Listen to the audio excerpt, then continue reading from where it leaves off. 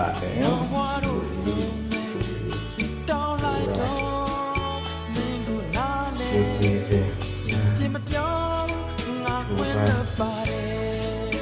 တော့ပြီးစီဝါမှာတစ်ချက်ခွင့်ရကြပြီပါမယ်။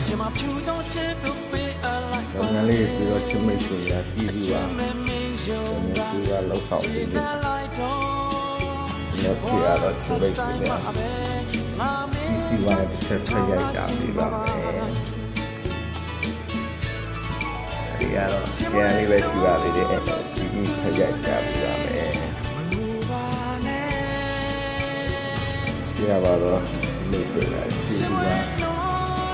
ကလေတူလာလောက်တော့ပြီးနေပါလေဒီအတားလေးတို့မြဲတဲ့ဒီရပြီးတဲ့စိတ်လေးကိုတော့ဒီလိုပဲမှာခိုင်ရရကြည့်ရ